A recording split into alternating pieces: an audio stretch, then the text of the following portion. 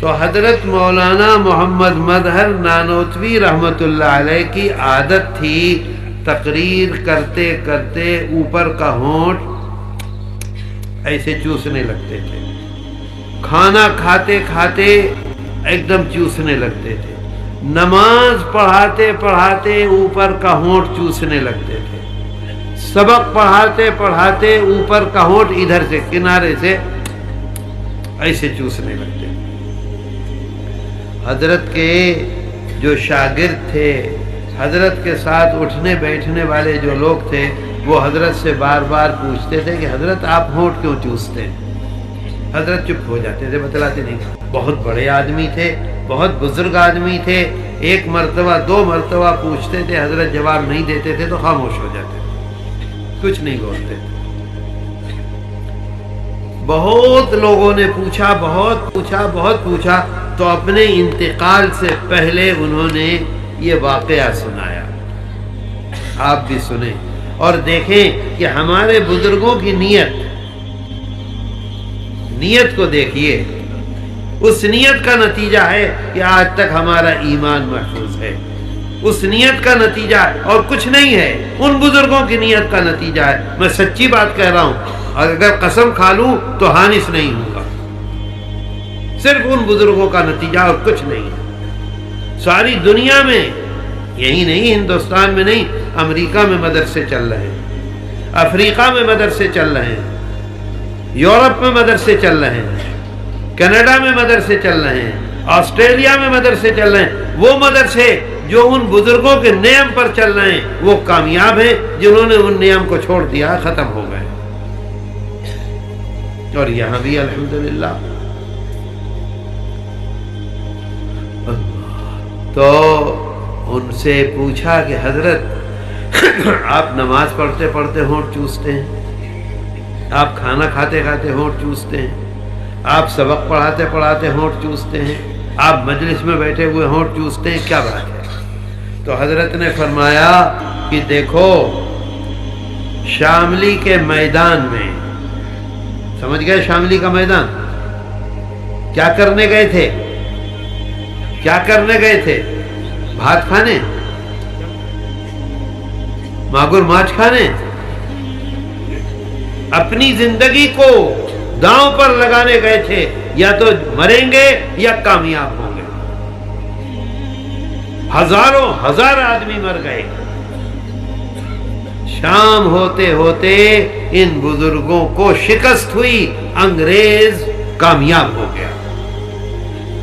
پورا میدان بھرا ہوا تھا لاشوں سے، ناکامی ہو گئی۔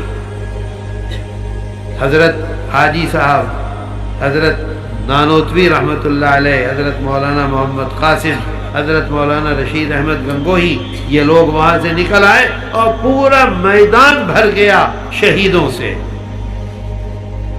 مغرب کے بعد اے بھائی اگر باتیں کرو گے تو میں تقریر نہیں کروں گا، یہ سمجھ لو۔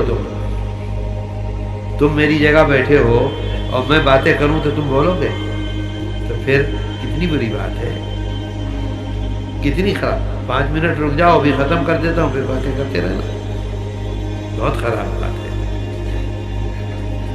پورا میدان بھرا ہوا تھا لاشوں سے، جو لوگ زندہ تھے وہ پانی پانی پانی پانی پانی، آخر وقت میں پانی پانی کی۔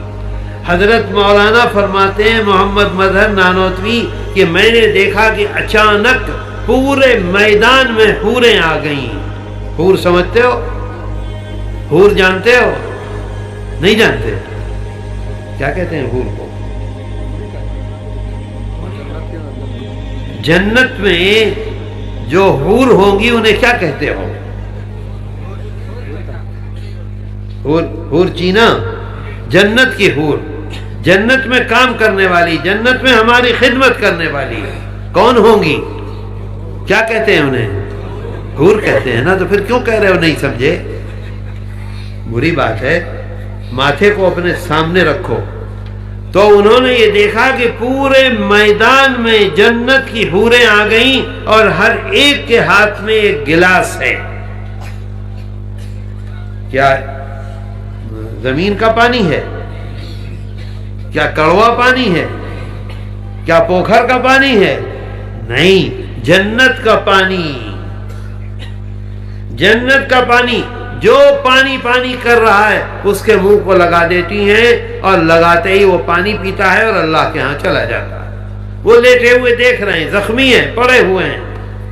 ایک حور آئی، کیونکہ یہ بھی پانی پانی چلا رہے تھے مولانا بھی، ایک حور آئی اور آنے کے بعد وہ کہتے ہیں کہ میرے منہ سے اس نے وہ جنت کے پانی کا، جنت کے شربت کا، جنت کے جوس کا، فروٹ کا میرے منہ سے گلاس لگایا۔ کہتے ہیں جیسے ہی میرے منہ سے گلاس لگایا، دوسری حور نے اس کا ہاتھ پکڑا اور کہا یہ وہ نہیں ہے جو ابھی مرے گا، ہٹو یہاں سے۔ کہتے ہیں اس وقت جو گلاس میرے منہ کو لگا تھا تو جنت کا شربت میرے ہونٹ میں یہاں لگ گیا تھا۔ آج بھی جب میں ہونٹ کو چوستا ہوں تو وہ شربت کی مٹھاس مجھے محسوس ہوتی ہے۔